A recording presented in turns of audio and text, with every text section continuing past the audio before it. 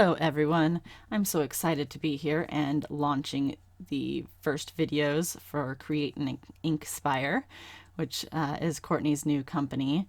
If you are not familiar with me, I am Amanda from Rise and Procrastinate, and today we are going to be comparing some watercolor powders, and I'm going to be comparing Brushos, Lindy's Magical Shakers, and Nuvo Shimmer Powders. Now, the first ones I have here are the Brushos, and they do not have shimmer like the other two powders that we'll be working with. That is the biggest difference here. And as you can see in the corner, I have a price comparison from dickblick.com. These powders come in 15-gram pots, and at Dick Blick you can buy them for $5.76 each pot. Now, of course, you can buy these in sets, which will bring the price down a little bit. And I got mine from 7 Kids Crafts for a little bit of a clearance price. I don't recall how much I paid for them, but I did get them on sale. So there are other ways that you can buy them. Now, I did show in the beginning that I had a thumbtack, and I just, as you can see right here, I just popped a hole in the top. They do have like a little tab, as you can see on the side there, that you can just remove the whole top from, but I've seen many people use them the way that I'm using them, and I think that that would probably be easier than removing the whole top and having well, a possible spillage. I'm quite a messy crafter, so I'm just going to be going over the colors that I have. There are a lot more colors in all of these lines, but I'm just going to show you the colors that I have and how they kind of work. As you can see, like this leaf green, it has some orange in it. In fact, I thought I mixed up the orange and the green when I first sprinkled the powders on this little swatch, because all I could see was orange, and I was like, oh wow, that is not green at all. So as you can see, a lot of these powders are made up of various colors. So we're just going to go through each little swatch here, and I'm going to do the same for the other two powders. So what I did notice though, and I'll go through little differences as we go along here, what I did notice with the Brushos is, and I'm not sure if it's just the way that I dispensed it through that little hole or what, but I found that that it seemed to go airborne a bit more than these other two powders. Like, I felt like I was breathing it in more. So I don't know, maybe you're supposed to wear a mask when you use these. I'm not sure, but I did notice that the Brushos bothered me a little bit more as far as breathing goes.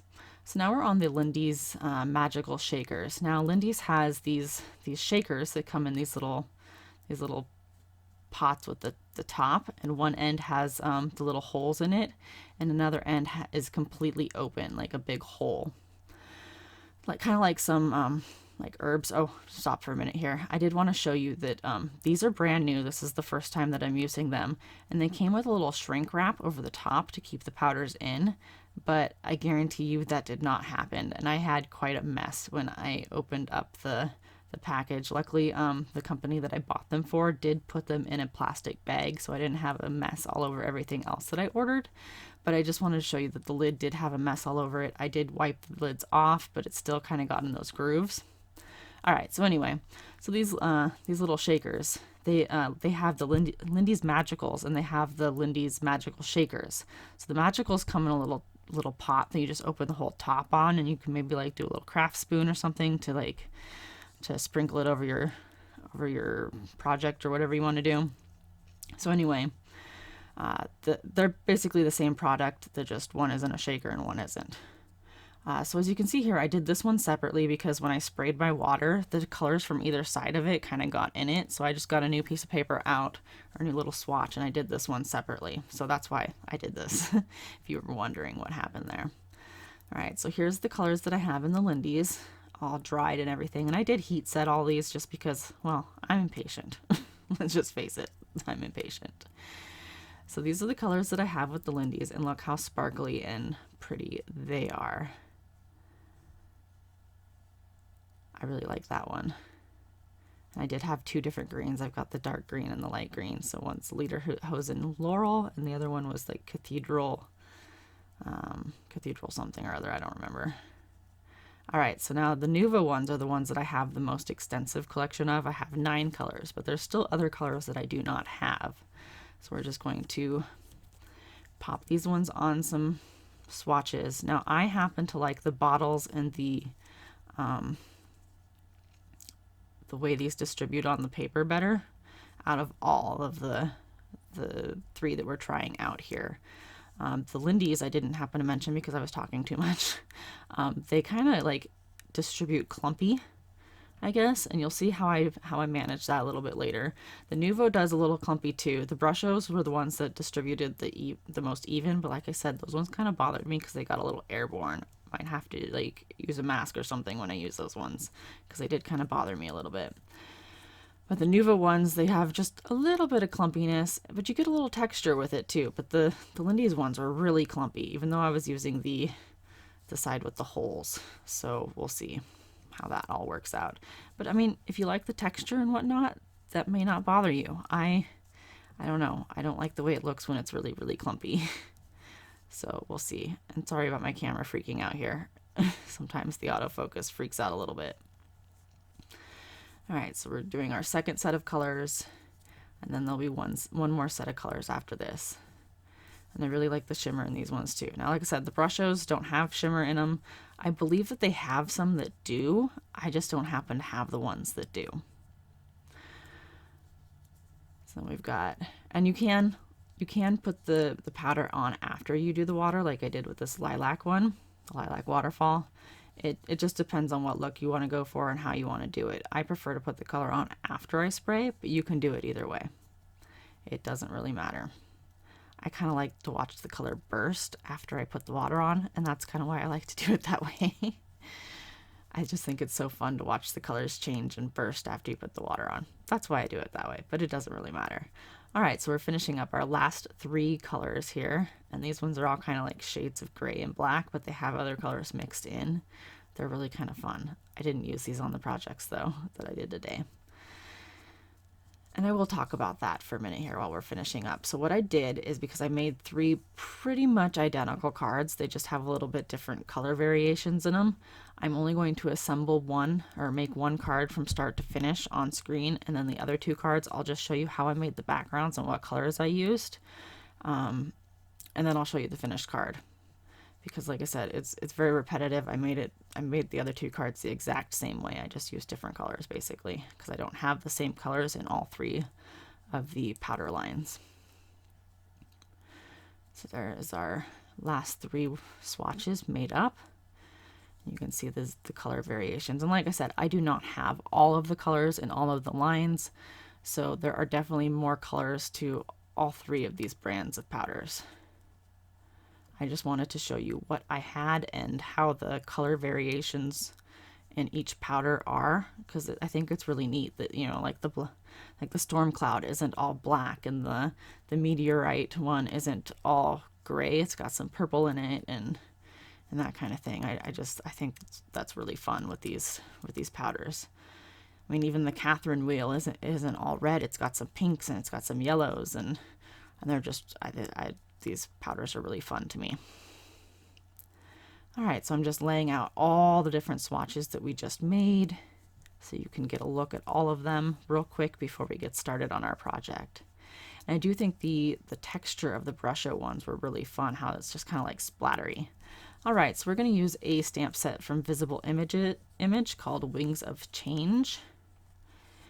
And I'm going to white heat emboss that on some watercolor paper. I did start off by getting a smudge on my watercolor paper and I couldn't get it to go away, so I just flipped it over and used the other side. And so I'm going to white heat emboss that. When I do some what I call serious heat embossing, just like with background stamps, or I'm going to cover the whole background, I tend to take the little top off my little brush thing here and just tap a bunch of powder on and then spread it around. So I'm going to stamp this in VersaMark. And then we're going to stamp that all down. And I did stamp this twice. I don't think I cut it out though. Yeah, I didn't. So I did stamp this twice because we are using a watercolor paper, and I wanted to make sure that I got a very good impression with my stamps. And I did do this 3 times. Well, I did the panel. I did 3 different panels. So I did 3 different panels, and I'm not going to show all that on camera because it's very repetitive and you can't see the white heat embossing anyway. So we're just going to pour some Ranger white heat embossing powder on here, which is my favorite white powder so far. And then I heat set that off screen. So this is card number 1 with the Brusho powders. And this is the only one that I'm going to show the whole process of. So I started off with the leaf green at the bottom. And I kind of just, you know, went all the way across and then up the right side a little bit. And then I'm going to go with the Ost blue. And I have no idea what the Ost stands for. If somebody knows that, I would love to know. Because I kind of Googled around a little bit, looked at the various places that this was sold, and nobody had the full word there. It was just Ost blue. And it kind of made me curious. All right. Then we're going to move on to, I believe it's purple. Yes, I was correct. So I didn't want to go in completely straight lines, so I kind of just, you know, kind of varied it up one side and straight across, up one side, up the other side, that kind of thing. And then we went to Terracotta, I believe, next, and the last color was orange. And then I just got my spray bottle out and I started spraying. Look how those colors just like pop off the page when you start spraying. I love it. So then a lot of people say to just leave these things alone. I just can't, guys. I just can't. So I grab my brush here and I start messing with it, kind of filling in the white areas, making sure that the colors are getting in between the heat embossing on the butterflies. And just kind of fiddle around here with my brush. Like I said, I just can't leave it alone. And then I'm going to wipe the edges here. And I had a heck of a time with the tape sticking to my mat during these cards. I don't know if there's something on my mat or if I just didn't use enough tape this time. I was running out of painter's tape, so I cut it in half. I cut my 1/2 inch in half. So then I heat set it, and there is our panel. And I'm going to cut this down to get rid of that white border for one. Plus my card panel was, I believe, 4.5 by 6 inches, so I needed to cut it down so it would fit a card. So there it is, cut down, and I've got some 1/2 inch Scor tape on the back of it. And I always just remove the little corner pieces first, put some wet glue in the middle and a little bit on those corner pieces so I have a little bit of wiggle room. And then I line it up on my matte piece or my card base or whatever I happen to be working on. So all I have is the sticky on the corners to deal with if I misplace my card panel. So I don't have to rip up the whole card base or the whole card panel and have to deal with all that Scor tape that stuck in the wrong spot. So once I got it down, then I pull those little tabs sticking out the edges, and it's all good. So then I took that Transform and the Metamorphosis stamps, and I brought out my Archival inks. And the reason why I chose the Archival inks is because they would stamp over that heat embossing. Now, if you don't want it to stamp over the heat embossing, then I suggest you choose a dye ink and you could wipe it off the heat embossing. But I chose the Archival. And I'm just going to match the green with the green, the blue with the blue, purple with the purple. I will pop the names up on the screen. I have the Distress Archival inks, so they are going to match the Distress inks, the names of the distress inks, but you can use any inks that you wish here.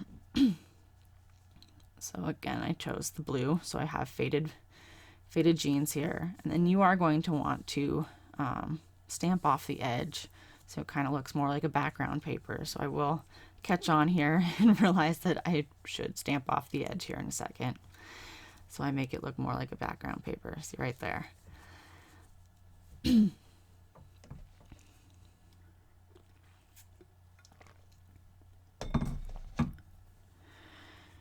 I'm just going to continue on up the page doing the same thing. And so every panel that I did with these cards, I did do the same thing, but not every panel has the same colors. So In my description box, you will see the supply list if you wish to know what other colors I used on the other panels, because like I said, I'm not going to show the entire process for every card. I'm just going to show how I made the background with the different powders. So if you wish to know what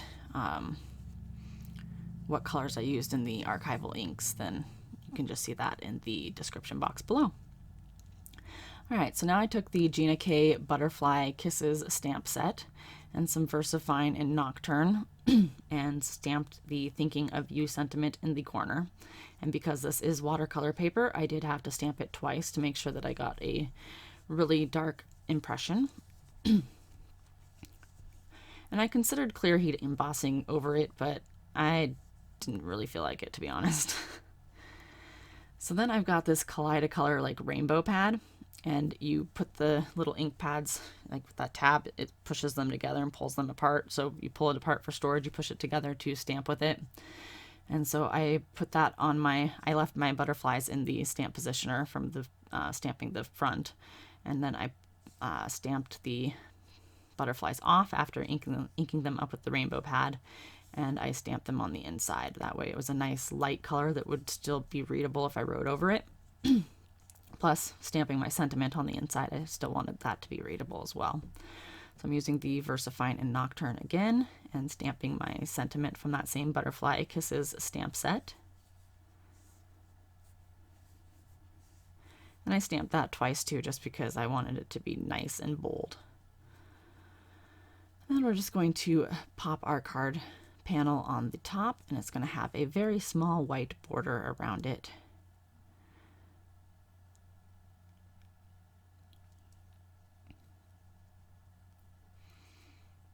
And that will finish off this card. I love those bright, bold Brushos, and they don't even have to have the shimmer in them. They're still beautiful.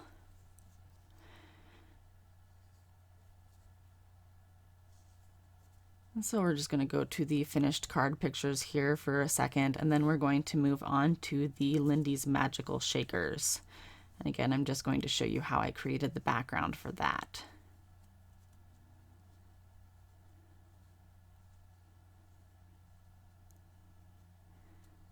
And I kind of wanted to do all the same colors for the backgrounds, but I didn't have all of the same colors for every line of these powders, so I just tried to pick similar colors and did my best. So I'm going to use all 5 colors that I have again with these ones and just work my way up in the same kind of motion that I did with the first one, where I went straight across and kind of went up a little bit and kind of mix the powders a little bit for each one. And we're just going to move up the panel. And as you can see, these ones, like I said, the shakers, you just kind of get big blobs of powder.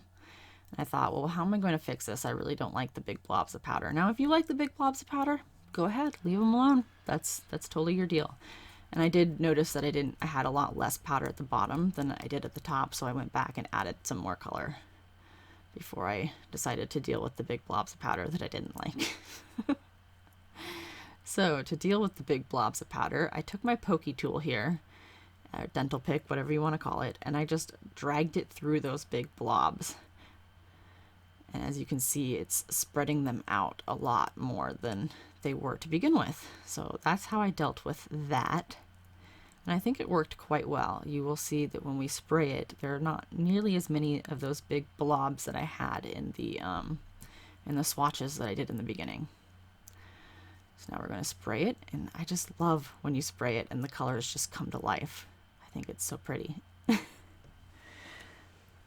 And then, like I said, I can't leave it alone, so I took my paintbrush and went over it again. Now you do have to watch when you go over the colors with your paintbrush, because you will make mud if you do not rinse off your paintbrush between certain colors. And you can see where I did that a little bit on that little tiny butterfly towards the middle right hand side of the page. But it's okay, it wasn't bad. You just kind of have to keep an eye out for that and be conscious of what colors you're mixing.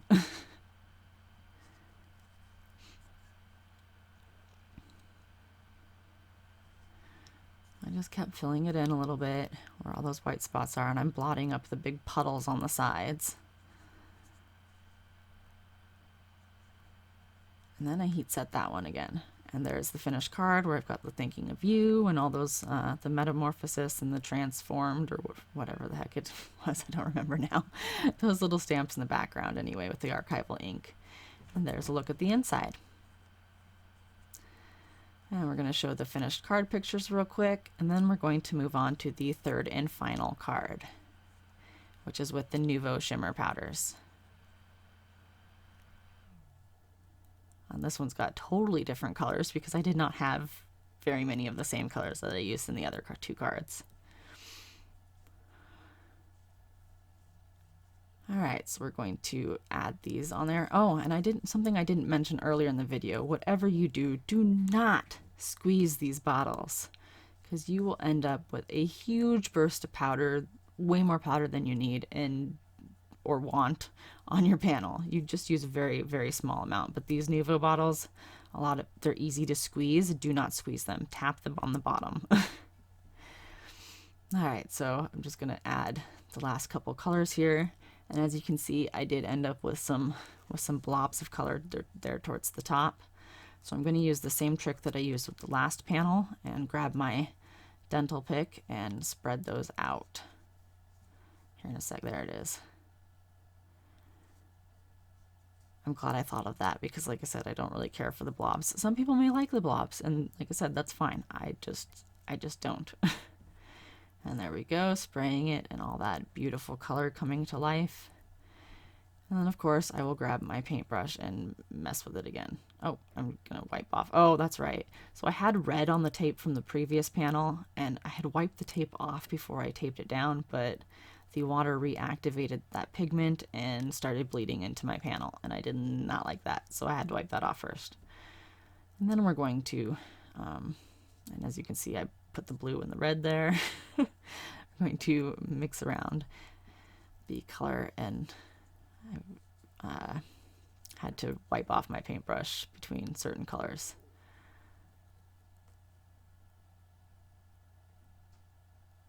Just keep mixing it around, making sure I cover up all the white. And if you like the white spots, again, you can leave them. It's your card. But I prefer to have color all over my panel, except for where I white heat embossed, obviously.